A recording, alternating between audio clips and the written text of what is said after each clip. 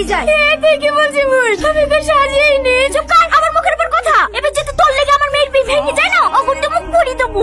Bag থেকে পড়ি তো অন্য মাটাকে খেয়েছে, এখন আমাদের পিছনে লেগেছে। খালামা বাজার করা হয়ে গেছে, এলেন বাকি টাকা। এই যা টনির সাথে কি ফলগুলো কাটগা। আচ্ছা দে মুখ ধুইছি, কপালে কষ্ট হচ্ছে। হ্যাঁ চ মা, তোকে সাজিয়ে দেই কি? কাঁদেন না, আপনি এই বাড়ির বড় মেয়ে হওয়ার পরে আপনার উপরে যেভাবে অত্যাচার করে দেখি আমারই কষ্ট হয়। আজ যদি আপনার আব্বু বেঁচে থাকতো তাহলে কোনোদিন আপনাকে এইভাবে কষ্ট দিতে পারতুক না। আপনি যত তাড়াতাড়ি পারেন ভালো একটা ছেলেকে বিয়ে করে এ বাড়ি থেকে চলে যান। চুপ করো, তোমাকে কথা কেন দিতে বলিনি। এই সালমা, মানুষ চলে এসেছে, তাড়াতাড়ি ফলগুলো রেডি করলে আয়। হ্যাঁ আসছি মা। দাঁড়ান, আমি তুলে দিচ্ছি। সরি চলছে নাকি? না ঠিক আছে। আব্বা আমি এই মেয়েটাকে বিয়ে করবো। বিয়ে করবে বলে বিয়ে দেবো নাকি? একটা মেয়েকে দেখতে আর একটা মেয়ের দিকে নজর। আপনার তো চরিত্রই ভালো না, বেরোন বাড়ি থেকে।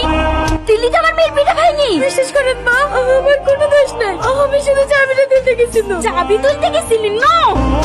আর সেরকম ছেলে আছে? ছেলে থাকবে না কেন? ওর থেকে কত ভালো ছেলে আছে। সমস্যা তো হচ্ছে আপনার সৎ মেয়ের লেগে।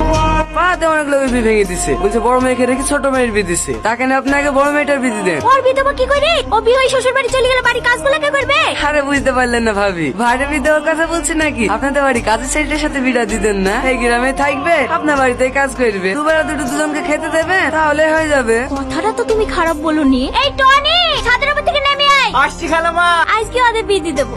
হ্যাঁ বলেন খালামা। ধানগুলো গোছানো হলো? হ্যাঁ খালামা হয়ে গেছে, আর 2 বস্তা মতন হবে। ঠিক আছে, পরে করিস। যা পাঞ্জাবি পরে আইগা। কেন খালামা? আমার মেয়ের সাথে তোর বিয়ে দেবো। আপনার মেয়ের সাথে? চুপ, আমার মেয়ের সাথে না, সৎ মেয়ের সাথে। ঠিক আছে খালাম্মা, আমি রেডি হয়ে আসছি। এই লাও, খাবারটা খেয়ে লাও। আমি জানি আমার সাথে বিয়ে হয়েছে বলি তুমি মন খারাপ করে কিচ্ছু খাওনি। আমি বুঝতে পেরেছি তোমার আমাকে একটুও পছন্দ না, কিন্তু আমি যদি বিয়েটা না করতাম তাহলে হয়তো আমার থেকে কোনো খারাপ ছেলের সঙ্গে তোমার বিয়ে দিয়ে দিত। আমি শুধু তোমার কথা ভেবেই এই বিয়েটা করেছি। খেয়ে শুই করো, ভয় পেও না। আমি কোনোদিনও স্বামীর অধিকার নিয়ে তোমার সামনে এসে দাঁড়াবো না, এইটুকু বিশ্বাস করতে পারো। তোমাদের আসতে কোনো অসুবিধা হয়নি তো বাপ? না মা, কোনো অসুবিধা হয়নি। আর আস্তে আস্তে এই ফেলবা নাকি? ঠিক আছে ভাই। এই ভাই কাকে বলছি, সাহেব বলবি।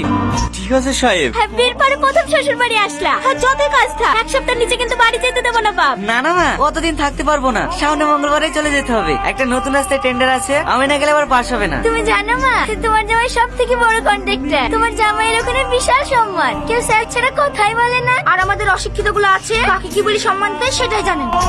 ওষুধটা খেয়ে কম হলো? হ্যাঁ একটু কম লাগছে। এই লাও, আদাতে চা করে নিয়ে আসনু, খেয়ে লাও, দেখো মাথা ধরেটা কমে যাবে। তুমি একটু আরাম করো, আজকের ও বাড়িতে কাজে যেতে হবে না। না ভাই এসছে, ভালো মন্দ খাবার করতে হবে, না গেলে হয়। ও আমি ম্যানেজ করে নেবো, এই অসুস্থ শরীরে আজ যেতে হবে না। কিনে